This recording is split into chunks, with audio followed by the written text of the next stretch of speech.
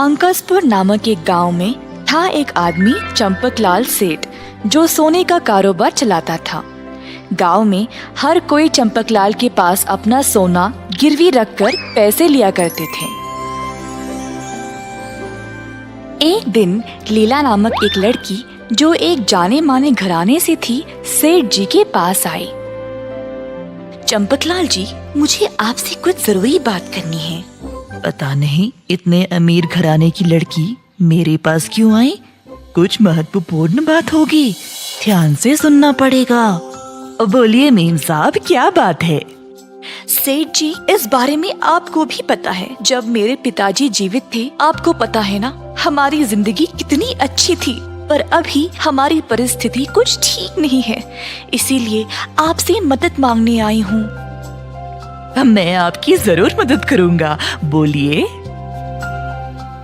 अगर हमें पहले जैसा रहना है तो हमें एक गुप्त खजाने के संदूक ढूंढना पड़ेगा, जो मेरे पिताजी के पास था। इतने सालों तक उन्होंने उसको छुपा के रखा था और अब हमें उस संदूक का पता लगाना पड़ेगा। पिताजी के अलावा और किसी को इसके बारे में नहीं पता। मैंने अपने सब नौकरों को सारे गांव में ढूंढने को बोला है। संदूक मिलने के बाद मैं आपके पास आऊंगी और आपको सब बेच दूंगी। आप उस खजाने का मूल्य देखें और मुझे उसके बराबर पैसे दे दें। वाह रे वाह, गुप्त खजाना! मेरी तो किस्मत ही खुल गई है, मुझे ये करना ही पड़ेगा। क्या सोच रहे हैं आप? कुछ नहीं मेम साहब, मैं आपकी मदद जरूर करूँगा। आपका काम खत्म होने के बाद मेरे पास आ जाना। लीला फिर वहाँ से चली गई। घर जाने के बाद उसने अपने सारे नौकरों को बुलाया। सब लोग मेरी बात ध्यान से सुनो। मैंने चंपकलाल सेठ से बात कर ली है। उसको मेरी बातों पर विश्वास भी हो गया। उसको कोई संदेह नहीं हुआ, क्योंकि मैंने स्पष्ट रूप में बात की। अब बाकी का काम तुम लोग संभालो। कमरे से सारे मटके ले आओ, नकली सोना लाओ और काम पे लग जाओ। मेम साहब, इन सब चीजों पे नकली सोने का लेप तो लगाना मुश्किल नहीं है, पर पकड़े जाने का अवसर है। मैं इतनी भी बेवकूफ नहीं हूँ। सारा नकली सोना नीचे भर के ऊपर ऊपर से कुछ असली सोना भी डाल के दे दूंगी।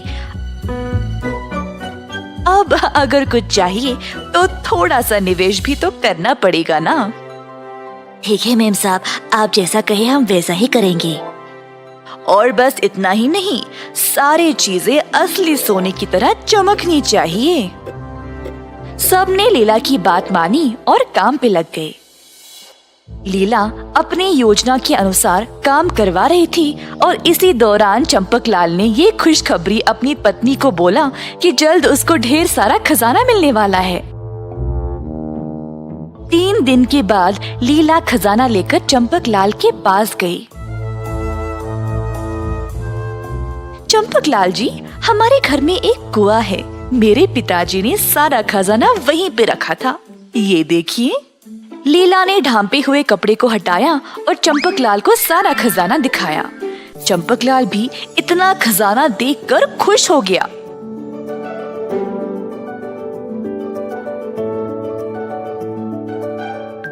सेठ साहब, आप इतना चौंक क्यों गए? क्या ये सोच रहे हो कि ये असली है या नहीं? अरे नहीं, ऐसा कुछ नहीं है मेम साहब। आइए आइए, अंदर बैठिए। सेवकों, संदूक को अंदर रख दो। चंपकलाल इतना चौंक गया था कि उसकी बोलती ही बंद हो गई थी। ये तो बहुत सारा सोना है मेम साहब, मुझे यकीन ही नहीं हो रहा। जी, तो आप मुझे जांच के कब बताओगे इस सोने का मूल्य? अरे मेम साहब, इसको जांचने की कोई आवश्यकता ही नहीं है। बस आप इस सारे सोने को मुझे बेच दे और पैसे ले जाए। ये कैसे संभव है? आपको सोने की जांच तो करनी चाहिए। मुझे बाद में कोई परेशानी नहीं चाहिए। आप अभी मेरे सामने ही इसको जांचो। जी, आपको कहीं और जाने की क्या जरूरत, मैं अभी देखता हूँ। इधर लाइए। लीला ने सेठ को कुछ चीजें दिखाई। जैसे कि एक छोटा सा मटका, एक भगवान की मूर्ति और असली सोने का हार।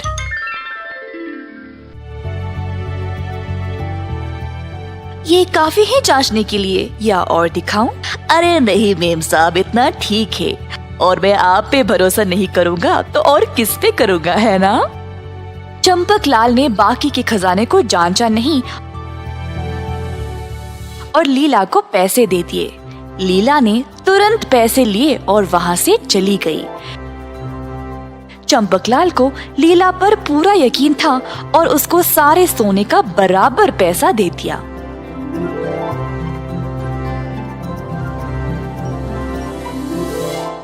चंपकलाल ने अपनी पत्नी सरस्वती को सब बताया। वह अपनी पत्नी को दुकान पर ले गया सारा सोना दिखाने के लिए। सरस्वती इतना सोना देखकर खुश हो गई, पर उसको लीला के अलग से दिए गए सोने में और बाकी के सोने में कुछ अंतर दिखा।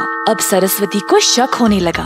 असली सोना और नकली सोना बाजू में रखकर देखने पर उसमें अंतर नजर आ रहा था। आपको कुछ गड़बड़ नहीं लगा? क्या गड़बड़? जो सोना हमारे दुकान में है उसमें और लीला के सोने में आपको कोई अंतर नहीं दिखाई दे रहा। रंग थोड़ा अलग है ना? हाँ सही, पर ये बहुत सालों से कुएं में था ना, शायद इसीलिए। अगर ये कुएं में था तो ये सोना पुराना लगना चाहिए ना? इतनी चमक क्यों है इसमें? इधर लाने से पहले इसको अच्छे से साफ किया होगा ना। अच्छा ठीक है। आपने सोने को लेने से पहले जांचा है ना? हाँ, उसने खुद थोड़ा सोना दिया जांचने के लिए। उसने मुझे एक भगवान की मूर्ति, एक छोटा सा मटका और एक हार दिया था। उसने मुझे बाकी के खजाने को भी जांचने को कहा। मैं इतना खुश था कि मैंने बाकी का सोना जांचना जरूरी नहीं समझा। आपने यही गलती की। वो 3 चीजें मुझे जरा दिखाइए।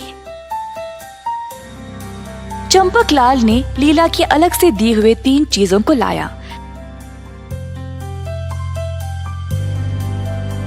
सरस्वती ने तीनों को जांचा।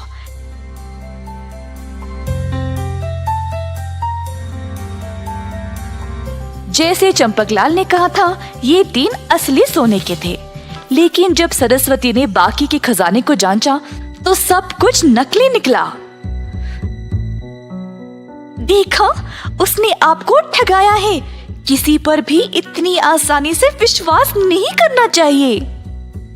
ओह, अब क्या करे सरस्वती? कहते हैं कि कांटे को कांटे से ही निकाला जाता है। मेरे पास एक योजना है। चलिए। दोनों ने खजाने का संदूक लिया और अपने घोड़े पर रखकर निकल गए। रास्ते में उनकी मुलाकात सरस्वती के भाई श्याम से हुई। सरस्वती ने अपने भाई को सब कुछ बताया और फिर तीनों मिलकर लीला के घर गए। लीला तीनों को उसके घर की ओर आते हुए देखकर घबरा गई कि कहीं इनको पता तो नहीं चल गया। जो भी हो, मुझे इस परिस्थिति से निकलना ही पड़ेगा। लीला जी, ये मेरा देवर है श्यामलाल। जी नमस्ते। लीला जी, ये सारा सोना खरीदना चाहता है और पैसे भी लाए हैं, तो ये आपसे सारा सोना लेगा और फिर आपको पैसे दे देगा।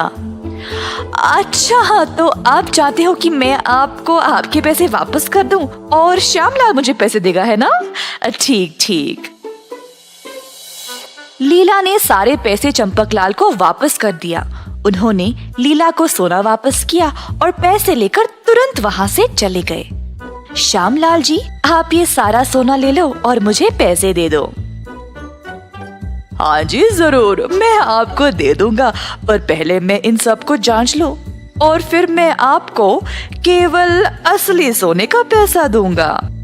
श्याम की बातें सुनकर लीला को शक हो गया। श्याम सोने को जांचने लगा।